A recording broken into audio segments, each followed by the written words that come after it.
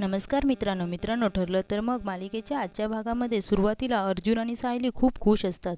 आश्रमात त्यांना मनासारखा पुरावा मिळालेला असतो, त्यामुळे त्यांना मधुभाऊ या केसमध्ये सोडवण्यास मदत होणार असते.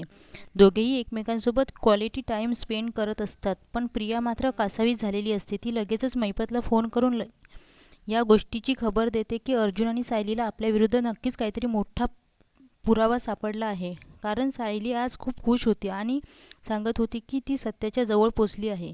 मैपत पूर्ण दारूच्या नशेत असतो. तो प्रियाला धमकावतो की तू मला या गोष्टी सांगायला फोन करायचा नाहीस.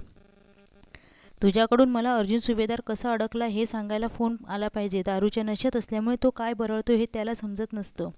दुसरीकडे कल्पना आणि प्रताप एकमेकांशी बोलत असतात. कल्पना प्रतापला म्हणते की घरात आधीच एवढे प्रॉब्लेम आहेत, त्यात मधुभाऊंनी तन्वीचा हार चोरला.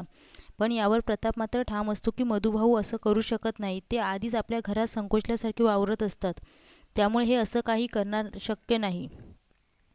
पण कल्पनाला मात्र राग येतो की प्रताप सतत मधुभाऊंची बाजू का घेत आहे. त्यानंतर ती सायलीबद्दल बोलत असते. सायली ही तिच्यासाठी अस्मितापेक्षा जवळची असायची, पण तिने आपला विश्वासघात केला, यामुळे तिच्यावरचा राग कमी होणार नाही असं तिचं म्हणणं असतं. पण प्रताप तिला समजावतो की तुझा राग किती रास्त असला तरीही आपल्याला हे स्वीकारावंच लागेल की सायली आपल्या घरातली मोठी सून आहे. कल्पनाला सुद्धा यावर नकार देण्याविषयी दुसरा मार्ग नसतो.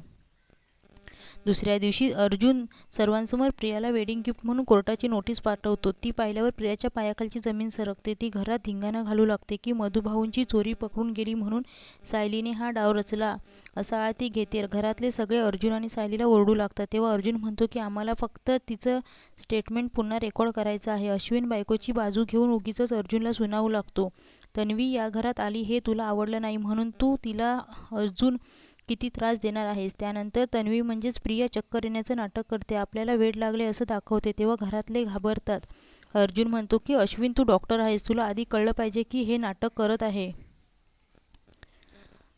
प्रताप पण अर्जुनची बाजू घेत म्हणतो की तन्वीला तिथे जाऊन फक्त तिचं स्टेटमेंट रेकॉर्ड करायचं आहे, जे तिने आधीही केलं आहे. त्यात एवढं काय? जर तिने काही केलं नाही तर तिने घाबरायचं कशाला. स्वतः प्रताप असं बोलतोय हे बघून प्रियाला आणखी भीती वाटू लागते. ती मुद्दाम आणखी जोरात नाटक करते. प्रियाला आतमध्ये नेतात तेव्हा ती मुद्दाम अश्विनला बोलते की मला वाटतं आता बाबांना सुद्धा त्या सायलीचा पुळका येऊ लागला आहे. सतत तिची बाजू घेत असतात. तेव्हा अश्विन तिला समजावतो की ते घरात न्यूट्रल राहण्याचा प्रयत्न करतात, बाकी काही नाही. अश्विन घरातून जाताच प्रिया लगेचच रविराजला फोन करते आणि त्याच्यासमोर आपलं रडगाणं गाते. लेकीचं ऐकून रविराज लगेचच अर्जुनला फोन करतो आणि ती सुनावणी रद्द करतो. त्यामुळे अर्जुनच्या हाताशी आलेला घास पुन्हा निघून जातो.